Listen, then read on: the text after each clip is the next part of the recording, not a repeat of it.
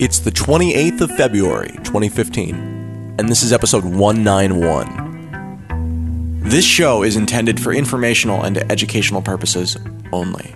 What cryptocurrency enables is new, empowering, and exciting, but we're not experts. Just obsessed companions walking the road towards a more peer-to-peer future.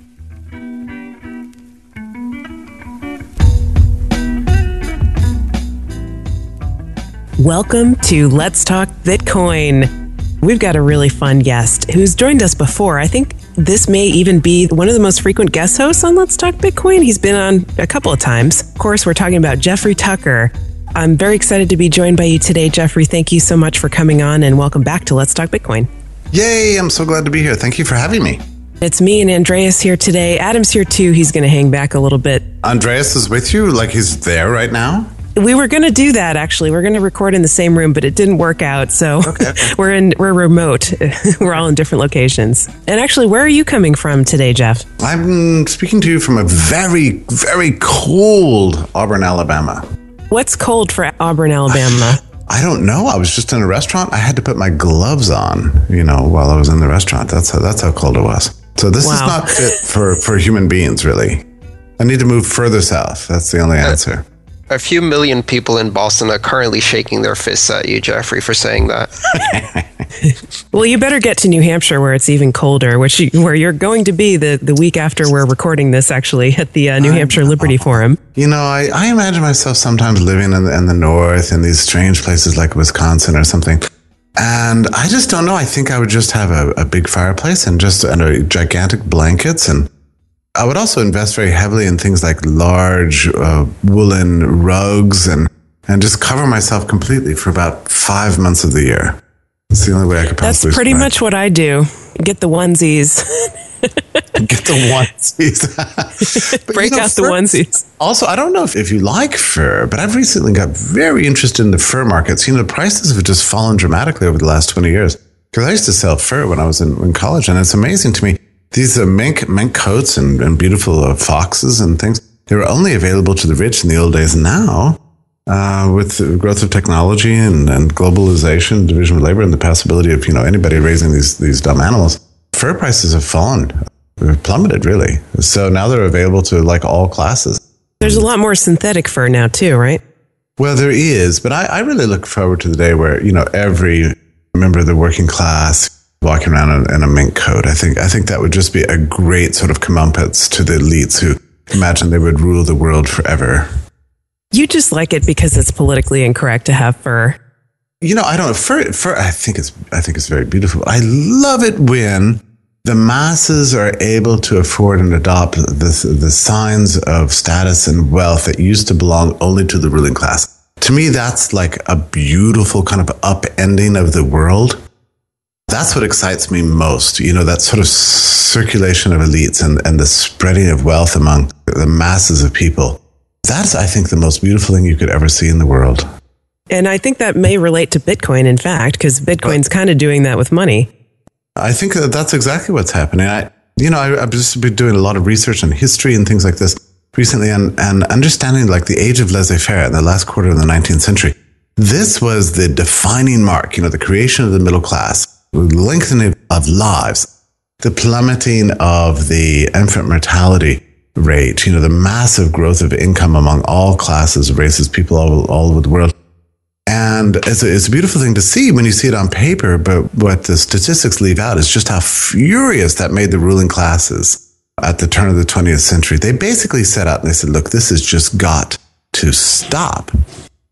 And they erected all these kind of gigantic structures that were designed to stand between us and people we want to trade with, And that was the beginning of things like central banking and stock market regulation and income taxes. And you can go antitrust regulations and, labor law and all the rest of it, all designed to kind of create these gigantic third-party intermediating trust institutions that were in a position to either approve or veto trades that we want to make. So then you really have to kind of hurl yourself forward 100 years and see the invention of distributed networks, open source software, and cryptography, and all these beautiful things that are around us now.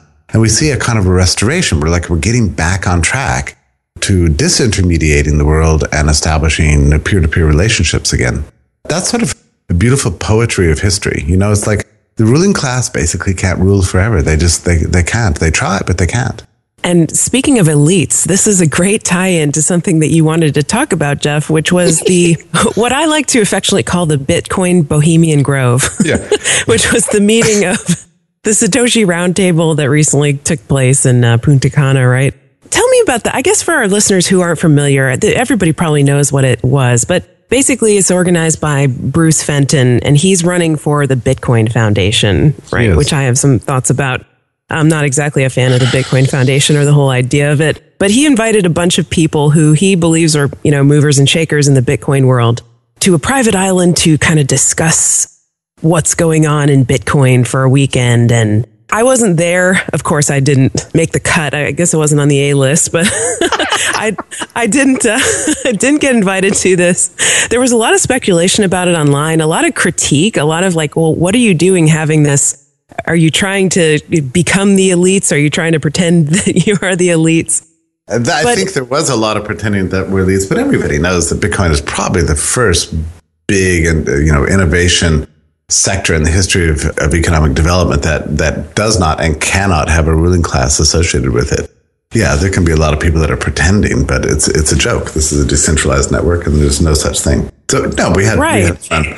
We had fun. Yeah, I'm curious to hear. As I understand, and you can correct me if I'm wrong, Jeff, because you were actually there. But there was a lot of this attitude of, well, we just have to sort of, get in bed with the regulators and sort of pretend that we're on their side, and we're going to go stealth and try to make Bitcoin more friendly to liberty or to the regular people or the masses. But we just have to sort of fly under the radar. Was that your impression? I had read that on the internet, but I was actually there, and over 3 days, I don't remember hearing a single anything that sounded anything like that. So I don't know. Oh, well, that's a relief. So what was it like? Tell us about it. It was just fun. It was some of the biggest innovators and amazing people in the space that are trying out new technologies and reporting on what they're doing. And they're being questioned by other people. They're talking about their commercial experience and, what's worked and what hasn't worked, and sharing technological tricks and tips and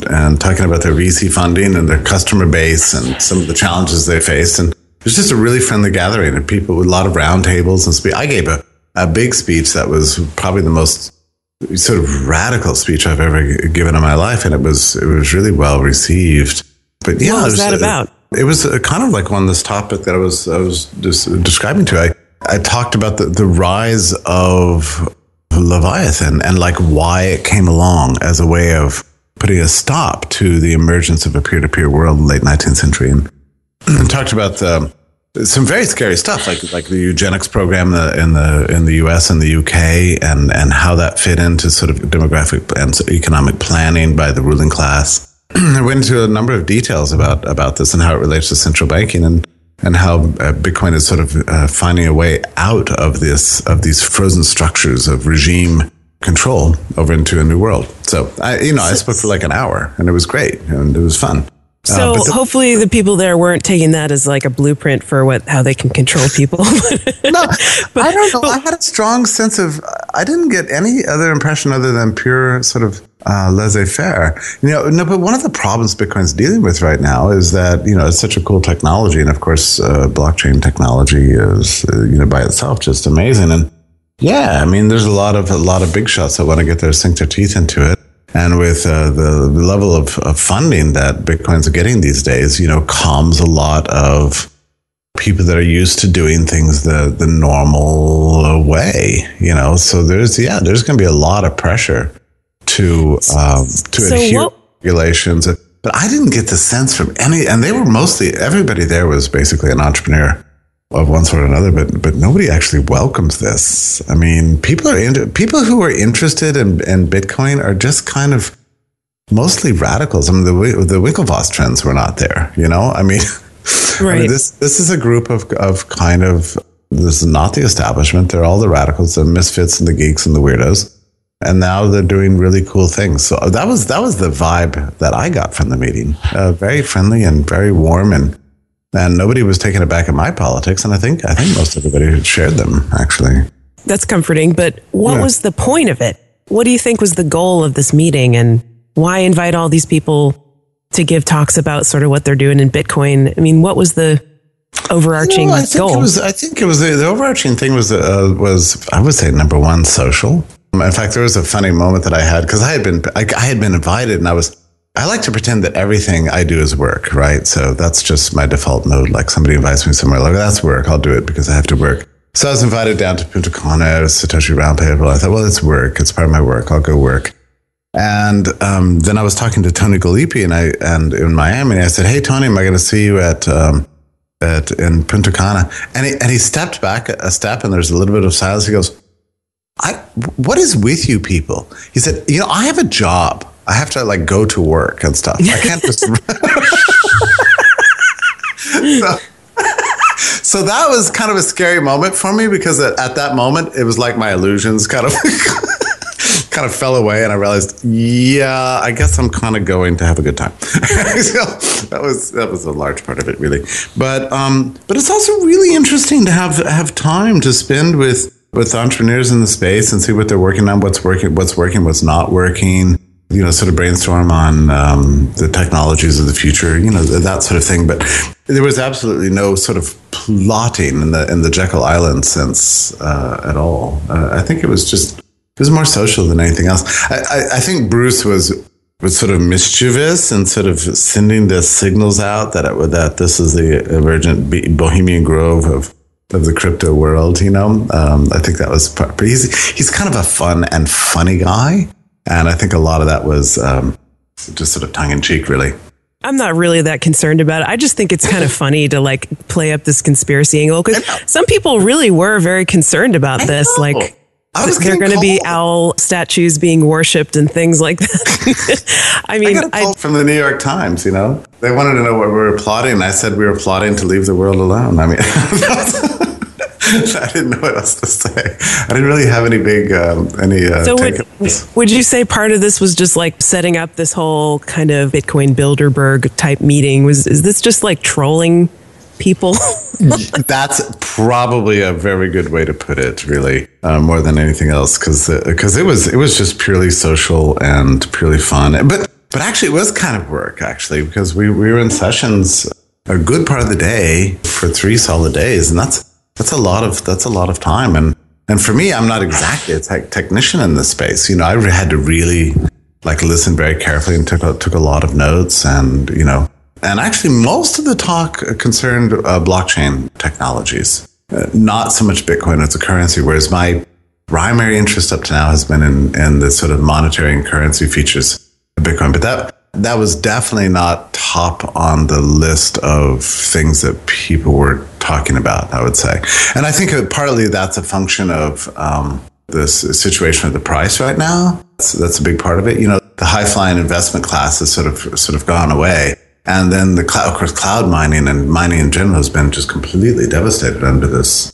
What do you think about the status of Bitcoin mining nowadays? Obviously, there's some interesting economics in there. Mining has really changed, I guess, since I got into Bitcoin back in 2011. And I know you actually were at an event where the first Bitcoin ATM came out back in, I want to say it was early 2012 or something like that. And you received Bitcoin. That was too early because... Was it 2013? I think the first Bitcoin ATM I saw was February 2013. I'm 13. Okay, so we're now 2 years out from that. But even at that time, 2 years ago, it was basically, not worth it or not profitable, not possible to mine Bitcoins with your computer. But if you go even further back, there were people literally, mining Bitcoins with their computers. And now look at where we are. We've got these incredibly competitive firms that are just vying to increase the efficiency of their hardware and adding business. Actually, I mean, the collapse in prices just devastated the economics of mining. And as I understand it, a lot of what happened was that there is a very interesting relationship here between sort of macroeconomic business cycle forces and Bitcoin mining, because people were so certain that the price was just going to go up and up and up. So what they did is they used the low interest rate environment to invest really heavy and massive capital equipment to make this mining possible. Basically getting over levered up, and then when the price fell and the revenue wasn't what it was supposed to be, they're suddenly stuck, and they had to deleverage, and many of them went belly up. So the mining industry is very much in trouble.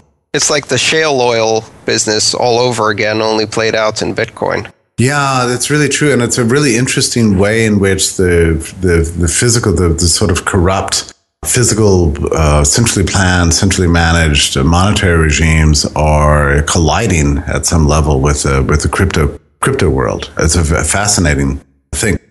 I'm not one who regrets it, actually. I'm very happy right now with the way the economics of Bitcoin are turning out. The high-flying days of a year ago, or a year and a half ago, were fun and full of activity. I like those days too, but I'm kind of a supertarian when it comes to creative destruction. And now with the price, has fallen as much as it has, the sector's really been cleaned out of a lot of the hucksters. There's been massive turnover in the entrepreneurs that are involved in the space, and there really has been a kind of survival of the fittest sort of world. Interestingly, if you look at the hash rate and difficulty during this time, especially during the 2 months drop from about $500 US a coin to about 250, kind of the big halving of reward. It was the dress rehearsal for the halving of 2016, unannounced dress rehearsal, unanticipated dress rehearsal of halving reward. Yet the hashing power really only just plateaued for a bit and then continued to climb. And the difficulty dropped momentarily just for a couple of cycles and then started going up again. I was very interested in seeing if these new economics of mining would lead to either a great departure of mining power from the network and even the possibility of extra long block times, which was, one of the scenarios that is really dangerous for Bitcoin. And yet we didn't see that. In fact, we saw the hash rate blip a bit lower and then recover quickly. Almost immediately after that, the difficulty started going up again. What'd you account for that? That's fascinating. I really had no way to account for it whatsoever. I've barely been able to account for why the price declined in the first place. So many unexpected things, and probably, Andreas, you feel the same way. It's like things are a lot clearer after they happened than before they happened. Well, when it comes to the markets and the price, really, I don't think there's any validity to ex post facto analysis than there is to prediction. You can do all kinds of interesting correlations on a few variables. You could say, oh, Bitcoin went down because the price of gold went up, or the adoption went down, or whatever. You can find all kinds of signs in the stars and the weather to justify it, but it's true. None of it is really definitive. A market incorporates a vast amount of information in the pricing. Yeah. But on the other hand, if you look at the hash rate and the difficulty, it's the dynamically adjusted macroeconomics of Bitcoin, the currency velocity and issuance, and the macroeconomics of that. And that's a very clear situation because it really has only three inputs: difficulty, price of electricity, and hash rate power. And so, it's really interesting to look at that. I was expecting a lot more miners to find themselves in an unprofitable situation and turn off. And it seems that even if that was happening, the increase in investment that seems to be continuing at a frenetic pace in that space overcame the departures. So there was so many new market entry, or perhaps increased investments by existing market players in more advanced hashing equipment, that it completely obscured any departures from the market. It plateaued briefly and then went right back to climbing again. That's fascinating. I don't know. Could be a technological effect. Yeah, it could just be better technology and better seeking out ever cheaper venues for electricity provision, that sort of thing. I know that there's been a lot of sort of migration around the world on the part of the big mining companies. One of the things I like about you, Jeff, is that you're not afraid to say, yeah, I don't know. Like when it comes to the price or mining. Yeah, not sure about that. And it's true because none of us really know. Right. That's the whole thing. But the price, Andreas said something very interesting about the price. And if somebody would ask me if you're going to just settle on one reason for the drop, I think the consensus at the Satoshi event that I went to, and I had felt this going into it, that none of us had anticipated the downward price pressure that would come from merchant adoption that really just wasn't actually an adoption of Bitcoin, but really just a kind of unrelenting sell orders to get out of Bitcoin into the national currency. And that puts sort of nonstop downward price pressure. So in a fascinating way, it's like the greater adoption under the current market conditions leads to a falling exchange ratio. I definitely had the sense that was the consensus of almost everybody at the meeting that I went to. And that makes sense to me. And I must say, I personally had not anticipated it at all. Well, I think also in 2014, the truth is that the currency is still quite inflationary. The curve hasn't flipped over into the deflationary stage yet. The amount of Bitcoin issued per cycle is still pretty high. I mean, what is it? 3,600 Bitcoin at the moment per day. That's $850,000.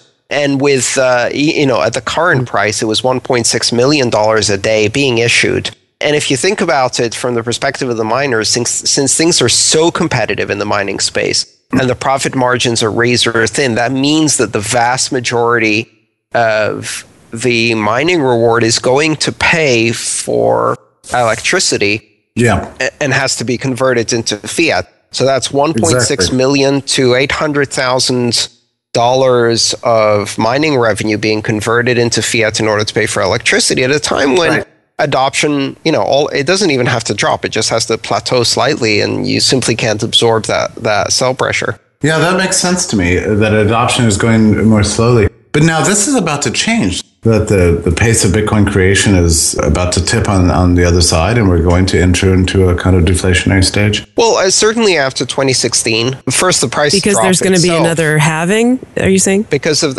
so first of all, the price drop itself is already creating deflationary pressure. But beyond that, the halving in 2016 certainly will gradually tip the scales if you assume that we continue with the adoption rates we have now. I think Barry Shilbert was asked recently by a journalist why the price of Bitcoin is going down and when he thought the price of Bitcoin would start going up again. And he gave the best answer I've heard so far.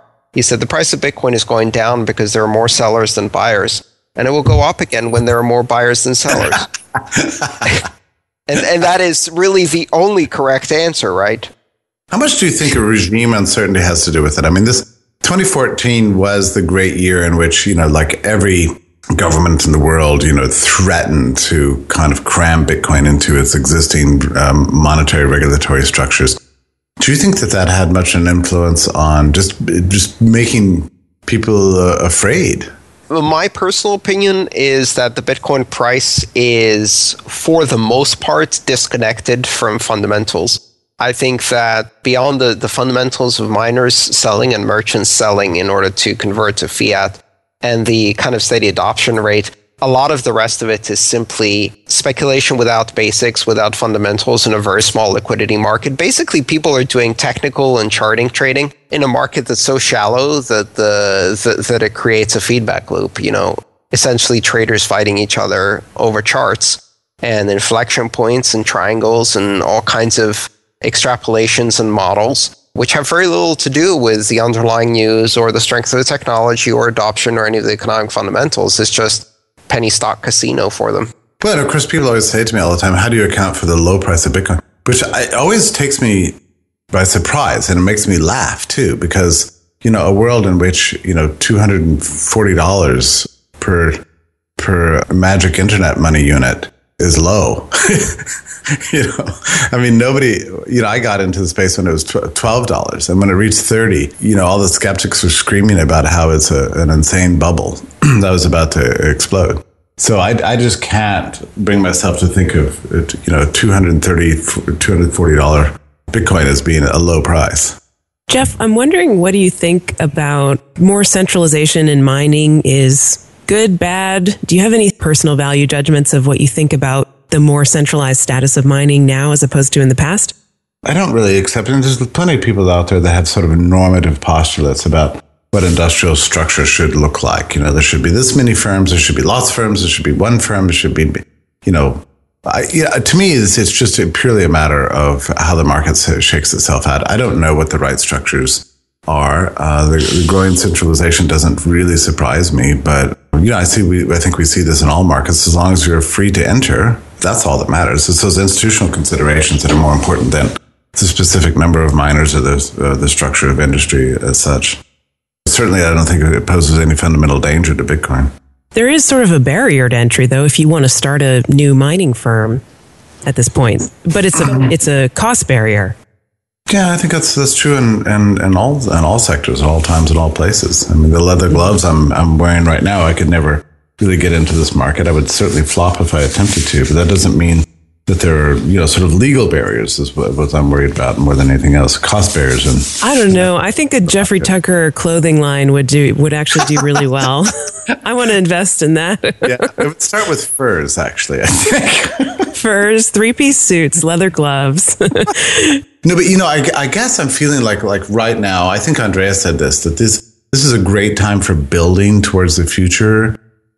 We're now seeing come online technologies that people were sort of doping out 2 years ago. Things like multi-sig, which sounded like science fiction 2 years ago. Now, conventional, and now we're hearing about these 2.0 ideas. Like I'm very excited about this company Factum, which I've started to work with, and just so many really interesting things happening right now that we're going to see what they look like in 2017. I mean, it's important for us to remember that when I speak in front of like normal people and normal crowds, and this subject of Bitcoin comes up, people are still asking fundamental questions. They just like, wait a minute. What is most this? People don't understand Bitcoin yet. They can't even begin. They're like, are you sure it's not a Ponzi scheme? How can you have money out of ones and zeros? What does the thing do? What does the innovation amount to? I mean, what makes it special? What are those prospects? So people are still asking these basic questions, and I still sound like some sort of visitor from another planet when I bring up the subject in front of the bourgeoisie. It's so easy to, when you live within the technology itself and you're paying attention, you've bought the basic idea, you understand the value of the innovation, you start looking at Bitcoin 2.0 and exciting developments and innovations that can kind of start fleshing out that vision. It's easy to completely miss and underestimate how much sheer infrastructure, basic infrastructure needs to be built. I mean, 2014, we went from maybe 3 or 4 well-run liquid exchanges to 30 to 50 liquid exchanges. But really, we're going to need to have hundreds of exchanges all around the world in all kinds of different currencies, hundreds and hundreds of different wallets, and hundreds of ATM companies doing tens of thousands of ATMs. And the amount of infrastructure that needs to be built just to continue to get adoption. And I've said this a few times before we even get to Bitcoin 2.0, a lot of the work, but also a lot of the profit and opportunity lies in building, Bitcoin 0.5, the basic stuff. Yeah, I think it's really true. I was just this morning playing around with this company called Purse.io. Have you played with that, Andreas? Yes, actually, they sell a lot of copies of my book and give a nice discount. It's a really interesting concept. It's really brilliant.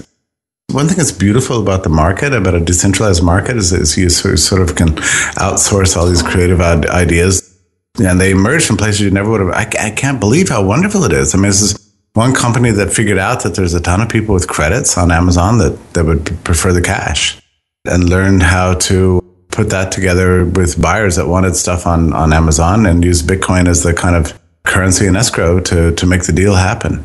It's like beautifully brilliant, and the interface itself is complicated, but a little bit, it's like it's not ready for grandma, but it's pretty special and pretty wonderful. It's this kind of stuff, and nobody could have anticipated this stuff even like a year ago, Yeah, I like Purse.io as a concept, and I certainly appreciate the book sales. Just as a disclaimer, I have to say that I was a mentor for Purse.io during their initial incubation round at Plug and Play Tech Center in Sunnyvale. When was that, Andreas? That was in 2013. The first round of Bitcoin startups incubated 5 startups in the Plug and Play Tech Center. We're doing it again this year.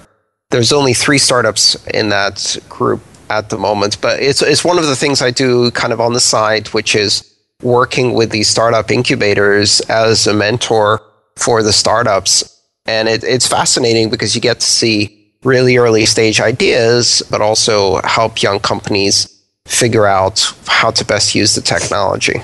That's really great. One thing that's happening right now, I've noticed more and more in the Bitcoin space, is that rather than just somebody coming up with an idea and throwing it out there and starting a website and trying to get everybody to turn over the Bitcoins or whatever to them, we're starting to see a little more accountability in the entrepreneurs and among the entrepreneurs and Bitcoin.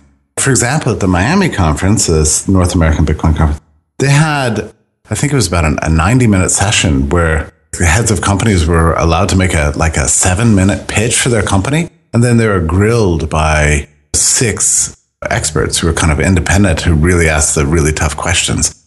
That was really interesting. You got to see who, had the substantive ideas versus just a sort of razzle-dazzle BS, That session was, I think, the most fascinating Bitcoin session I've been to. And I love to see this because this kind of accountability, and it indicates that the sector is maturing in a way, don't you think? We're seeing 2 things, actually 3 things. We're seeing essentially the second wave of entrepreneurs. The first wave was a lot of the really, really early adopters. But, people who perhaps this type of company was the first company they've ever started. And so they started their entrepreneurial career with Bitcoin. We saw the second round where we're beginning to see people with some operational experience perhaps have done startups before. There's a lot of people from completely outside the space, from other areas in finance, kind of seeing an opportunity here and jumping in, perhaps coming at it with some different values, which changes the picture a tiny bit.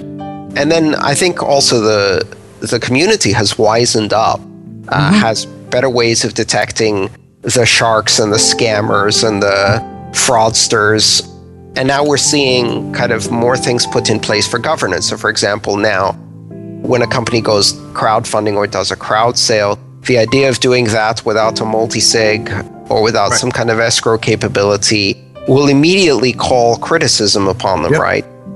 So that's great. A lot more scrutiny, a lot more sophistication among both buyers and sellers. Mm-hmm. Yeah, that's exactly right.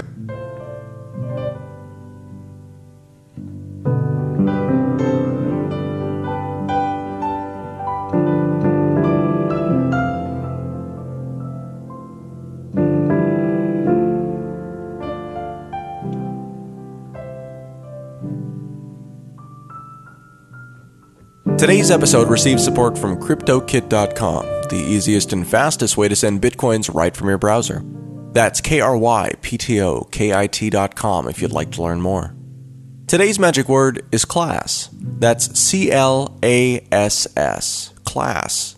You've got until the 7th of March to visit letstalkbitcoin.com and Let's Talk Bitcoin iOS app to enter it for your share of the listener rewards.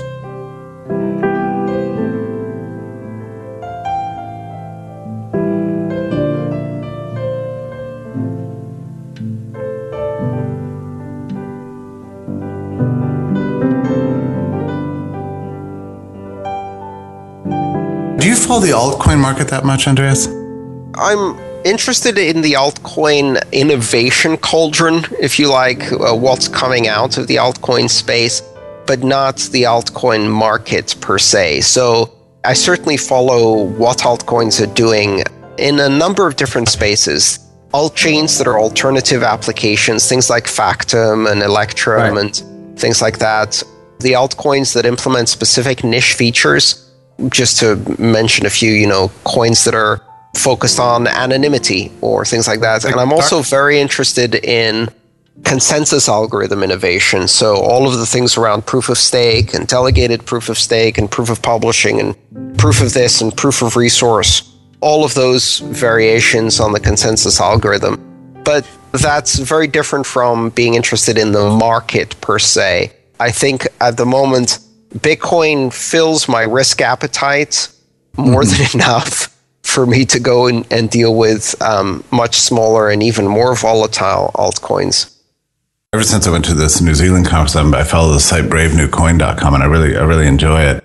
But just kind of watching the competition between all the altcoins is a lot of fun. But I was really struck about what's happened over the last month with Darkcoin, and I kind of did some I'm not sure I really fully understood dark coin, but I ended up reading a lot about it. And it's a really fascinating method they have of sort of coin mixing, coming and going through two different public addresses that obfuscates original sources. And that strikes me as you say, a really good niche market. But the timing of the rise of dark coin I found to be really interesting, just in light of the prosecution of Ross and everything. And I wonder if there's a growing demand for that level of anonymity, in the future. I think it was rising before that. Was it? Yeah. I remember hearing about dark coin about a year ago. Yeah, I suppose, he was apprehended or whatever, but he hadn't been convicted yet. I do think there is a demand for anonymity that isn't completely being served yet. Dark coin is certainly a step, and other technologies.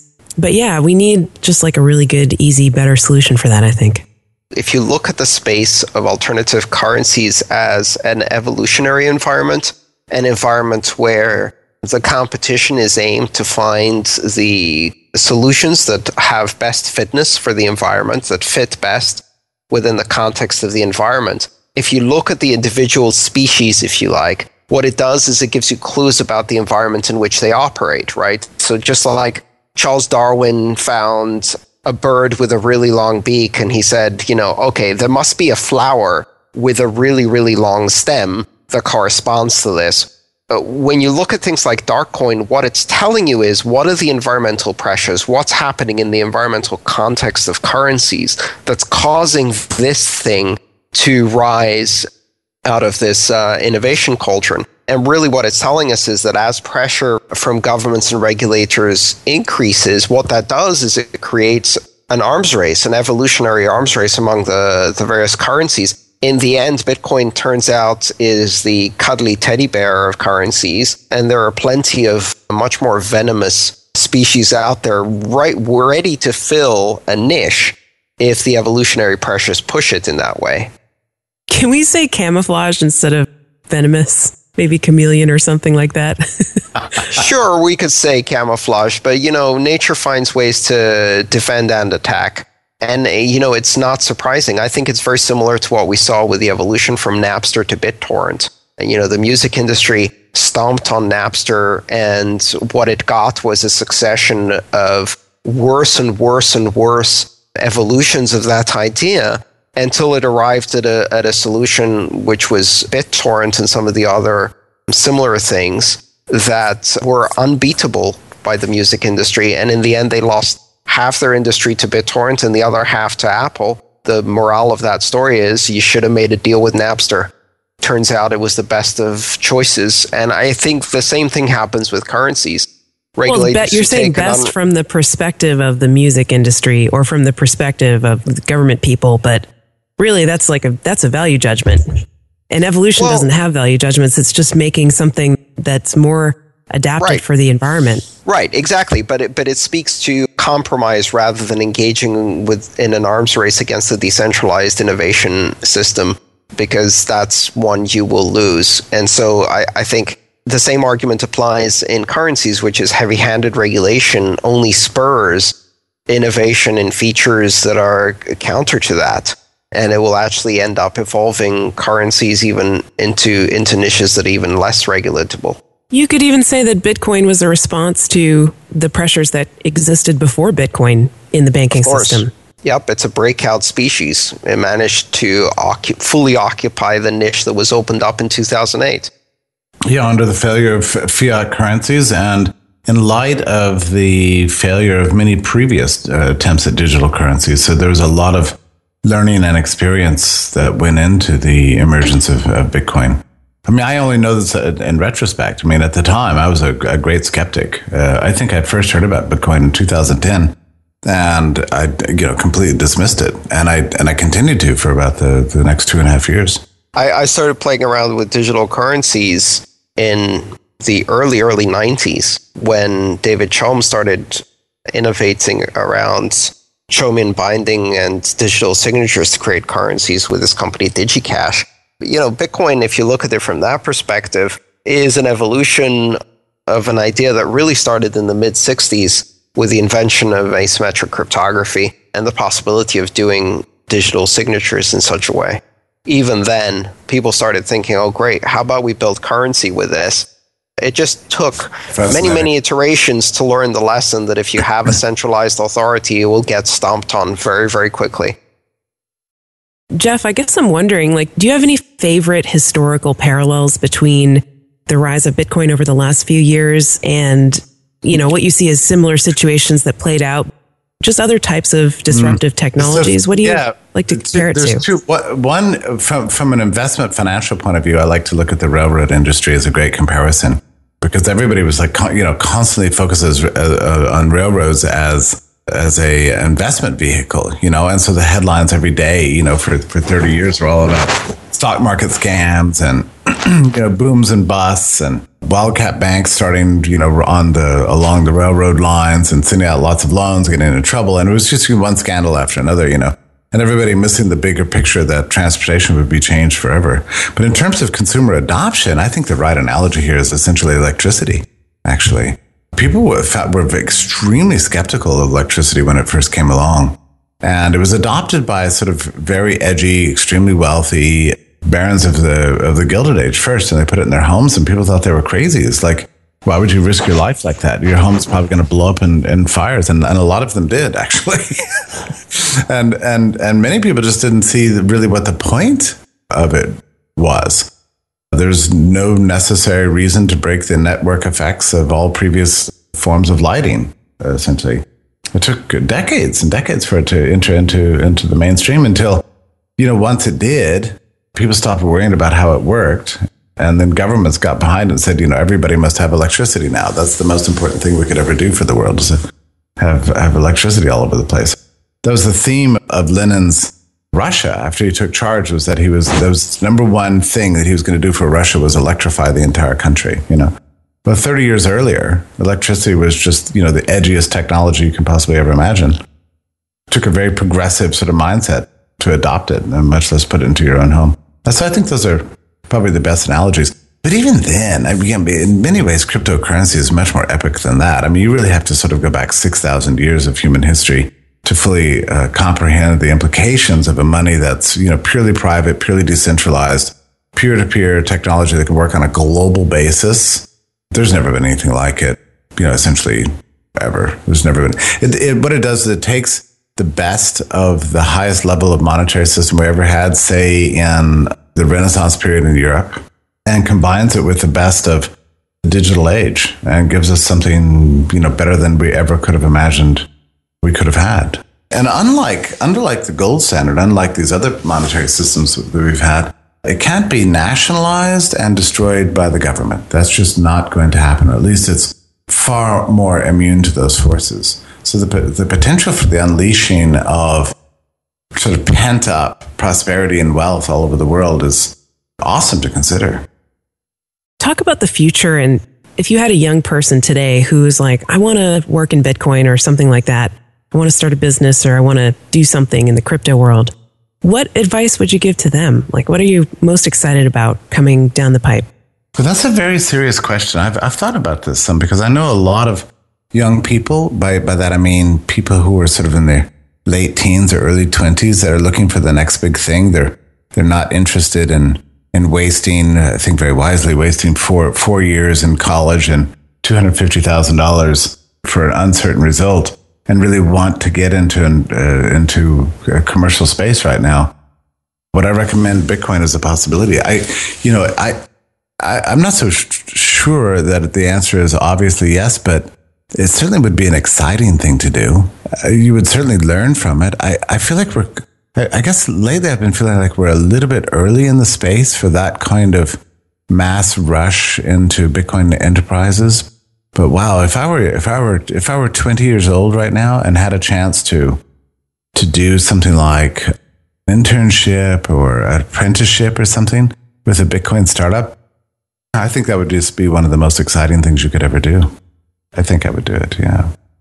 How could you ever be sure about something like that, of course, but it's interesting to hear. I have to say, too, that, I was just at the International Students for Liberty Conference in Washington, D.C. Now, this is a fascinating event. I hope that Andreas will come next year. I would love to figure out a way to get you there, maybe on behalf of fee or something. I never heard about it, so yeah, let's start with that. Okay. Well, I'm just now, I'm suddenly a light just went off in my brain that this is definitely something we need to do for next year, is get you to this conference. But there were about 1,800 students at this event. It's basically focused on human liberty. That's what people are concerned about. They're sick of the right, they're sick of the left, they're looking for another alternative. But it's not a political conference. These people are mostly interested in sort of activism in a social, cultural, and enterprising sense, in a commercial sense. So that's what they were there for. Not so much politics, really. The panels that were run by overtly political organizations about how, they're going to elect this candidate and get this tax reform passed or whatever, they couldn't even get half a dozen people to their panels. But we had one Bitcoin session with Samuel Patterson, the author of, I think, a couple of Bitcoin books that are out right now. There was standing room only in his sessions, and people were out in the hallway with like their ears, cocked into the doorway and stuff like that. I mean, this is what people care about. It was way more interesting to this young generation of liberty-minded activists than any political outcomes. I think it was probably the most crowded, apart from the session in which Edward Snowden himself showed up to speak to us on Skype, which was like hilarious if you think about it, Here you have this guy who was on Skype. So he had to seek asylum in Russia, right, to escape. I know. I'm just surprised he would use Skype. I mean, what was his setup there? So he's in Moscow, and this conference I went to was in the belly of the beast, right? It's right there in Washington D.C. in a gigantic hotel. So there's like 1,800 students, and he shows up. I don't know for sure that it was Skype, but he was on, maybe it was Oh, yeah. Okay. That's what I meant, because Skype is not known for its privacy. And basically, he exposed a lot of stuff about Skype and software like it. So I would just be surprised if he actually used it. I heard when he was at South by Southwest last year, he routed himself through like 7 nested Tor connections or something to do his talk. That makes sense. Yeah. But it was very, very clear. I mean, it was like he was really there. And we were able to do a Q&A with this guy for an hour in a live Q&A session. Wow, that's awesome. In Washington, D.C., so that was amazing. I mean, you look at that setup and he was so articulate and so erudite and passionate and brilliant. I mean, there's an element of tragedy, of course, that he's, off in Russia in asylum, but on the other hand, there's a real triumph in the fact that we could just, engage him in real time as if he was right there speaking to us. And that the ruling class didn't want that to happen, but there's nothing they can do to stop it anymore. That was brilliant. But anyway, apart from that session, the Bitcoin session was the most well-attended breakout of the entire 3-day conference. I mean, this is what people care about. They're very desperately interested in learning about it. They see that it's a new world. The other thing is I think Bitcoin inspires these young people because it's a kind of answer to many of the world's problems that doesn't come about through legislation or protests or lobbying or through some elite think tank, bureaucrats in Washington or anything. It really represents a kind of spontaneous grassroots emergence of a solution to the world's problems that doesn't come from the elites. And I think that's inspiring, not just because it's Bitcoin, but also because of what it implies about the future. What it suggests is that there really is hope, and that this hope can come from within all of us. And because of what we do, that's an amazing thing. That's beautiful. And I love that note to end on. I just want to thank you, Jeffrey, for joining us here on Let's Talk Bitcoin pleasure. Today. Just tell our audience real quickly a little bit about what you do at liberty.me and where they can find you online. Yeah, sure. So you can head over to liberty.me. We've got a ridiculous special right now. I think it's a month free and you pay $5 a month. We've got a huge What network. is it? What is liberty.me for people who don't know? Well, mostly, at least on the face of it, it's a social network. And that's fun. You get to know people. We're also a content provider. So we have tons of books and guides to Bitcoin and cryptocurrency that you can download and discuss on the forums, ongoing chat, nightly classes, that sort of thing. What I like about it, most personally, is that every member gets a publishing space that's really beautiful and gives you a place to write and speak your mind and get in front of a very large audience with your ideas. So that's all the things we do. We wrap all this up in one little package and say, here's your very large, actually, a global liberty community where you can live and love and be happy. That's what liberty.me is all about. I also do a lot of work for the Foundation for Economic Education. I'm so thrilled to say that Andreas Antonopoulos is now doing writing for us. He has a short but like frighteningly brilliant article that appeared 2 days ago, or just yesterday, I guess, on fee.org about the Festival of the Commons. And it was just a beautiful metaphor you used. And I would encourage everybody to go to fee.org and read that article, along with about 70 years of archives of other cool stuff. Right on. The Foundation for Economic Education has been on my radar for over a decade plus. I think they hosted one of the very first economics seminars that I ever went to back when I was a teenager. So very cool organization. Well, glad to hear you guys are both involved. Earlier this year, we were all sitting around saying, who's the world's smartest man that we can get to the most innovative pieces for our website? Who would that be? And one name came to mind. Unfortunately, that person wasn't available, so 17 selections later, you arrived at me. Thanks for listening to this episode of Let's Talk Bitcoin. This episode receives support from CryptoKit.com, the easiest and fastest way to send bitcoins right from your browser, and FoldingCoin.net, where you can use your spare CPU cycles to mine medicine, not hashes. Content for today's show is provided by Jeffrey, Stephanie, and Andreas. Music for today's show is provided by Jared Rubin with the LTB theme song, and Daniel Kay's four-handed interpretation of the song C by Niles Fromm. This episode was edited by Adam B. Levine. If you have any questions or comments, head over to letstalkbitcoin.com. I'm on vacation until the beginning of March, so emails to Adam at letstalkbitcoin.com may go unanswered until then, but I'm receiving them. See you next time.